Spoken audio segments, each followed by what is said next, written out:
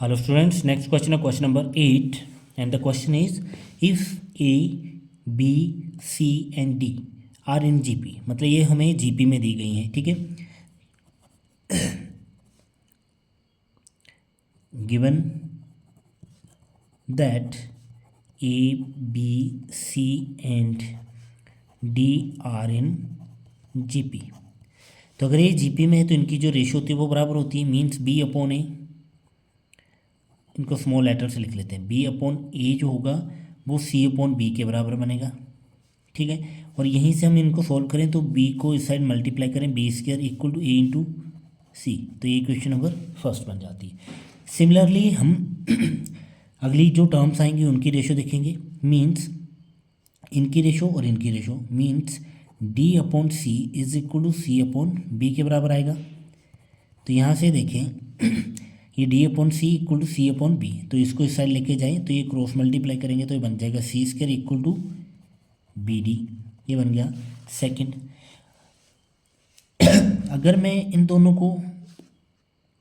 मतलब अगर ये वाली वैल्यू इसके बराबर है और ये वाली जो वैल्यू है सी बी वो डी सी के बराबर है, तो मतलब ये जो वैल्यूज़ होंगी ये भी बराबर रहेंगी, ये वैल्यू इसके बराबर है और ये वाली वैल्यू जो इसके बराबर है, तो ये भी आपस में बराबर रहेंगी। तो इनसे देखें तो इनको अगर कंपेयर करें B upon A equal to D upon C, तो यहाँ से हमारे पास वैल्यू निकल के आती है c B equal to A d, ये हमारे पास इक्वेशन नंबर थर्ड बन गई, ठीक है। अभी हमें जो प्रूव करना था, हमें बोला है कि A rest power N plus B rest power N, एक वैल्यू ये, दूसरी value B rest power N and C rest power N, then third value C rest power N and D rest power N, ये जो है बोला है कि ये भी हमें प्रूव करना है कि ये जीपी में। तो अगर if they are in GP then their ratio will be same, तो इनकी रेशो जो होगी वो सेम होनी चाहिए। तो हम बोल सकते हैं second term divided by first term, means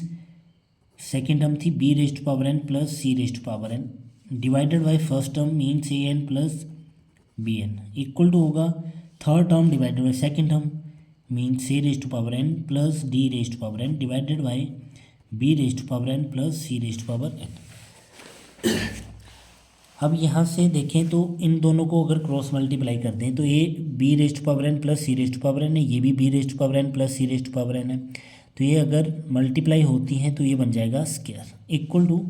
इस साइड है हमारे पास C rest power N plus D rest power N और ये उस साइड मल्टीप्लाई में जाएगा तो ये बनेगा A rest power N plus B rest power N. अभी हमें इस लेफ्ट हैंड साइड को लेते हैं, इसके बराबर प्रूव कर देते हैं क्योंकि हमने ये तो रेशो ली है इनकी,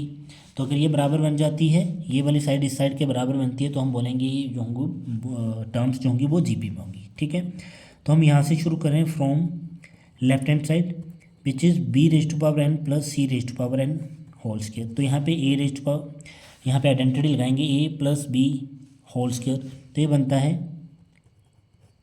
ए square plus B square plus 2 into A into B, ठीक है। तो हमने इस वाले लेफ्ट हैंड साइड को सॉल्व करा तो ये बना हमारे पास, इसको और सिंप्लीफाई करेंगे तो ये बनेगा B rest power 2n plus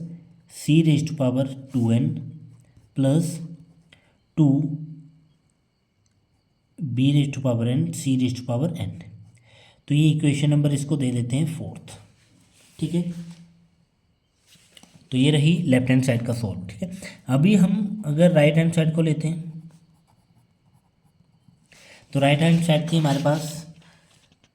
C rest power N plus D rest power n into A rest power N plus B rest power n, ठीक है। अब हम इसको सॉल्व कर लेते हैं, अगर ये वैल्यू भी इसके बराबर बन जाती है तो लेफ्ट हैंड साइड जो होगी वो राइट हैंड साइड के बराबर है, ठीक है। तो यहाँ से देखें तो ये बनेगा,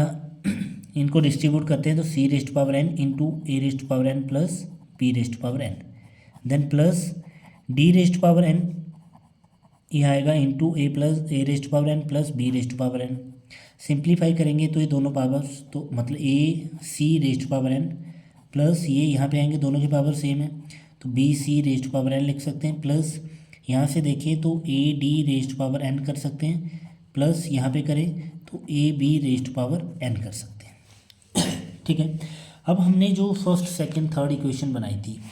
ठीक है, वहाँ पे हमने ए सी की वैल्यू जो थी वो बी स्क्वायर के बराबर रखी थी। ठीक है, ये जो पार्ट्स थे हमारे पास,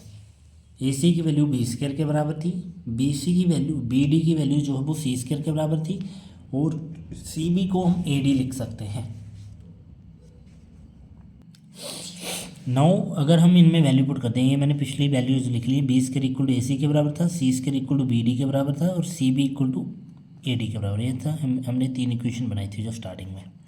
तो अगर हम इन इक्वेशन को, जैसे हमने ये सिंप्लीफाई करे थे, अभी इन इक्वेशन में हम वैल्यूज पुट कर दें, जैसे सी एन ए एन, तो ए सी लिखा था, ए सी की जगह हम लिख सकते हैं बी स्क्वायर, तो इस ए सी की जगह हमने लिख दिया b square rest power N, plus b c, क्योंकि हमें यहाँ पे बी सी के टर्म में चाहिए तो हमने इसको बी सी ही रखा, प्लस ए डी जो था वो बी सी के बराबर था, तो हमने इस ए डी की जगह बी सी रख दिया, बी सी रेस्ट पावर एन, प्लस ये था हमारे पास D into B, D B rest power n था, तो डी बी की वैल्यू जो थी बी डी की वैल्यू वो सी स्क्वायर था, तो सी स्क्वायर रेस्ट पावर एन। इसको सिंप्लीफाई करेंगे तो ये बनेगा B rest power 2n, plus यहाँ पे बी सी rest power N plus b सी रेस्ट पावर एन, तो ये बन जाएगा 2 टाइम्स बी सी rest power N, plus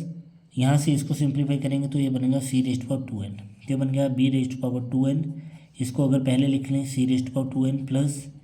2 into B rest power n और सी रेस्ट पावर n, ये बन गई इक्वेशन 5th। तो अगर हम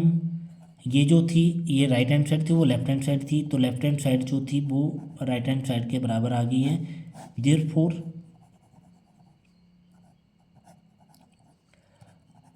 these terms are in GP. ये जो हमें टर्म्स दी गई थी वो जीपी में है। ठीक है, थैंक यू फॉर वॉचिंग।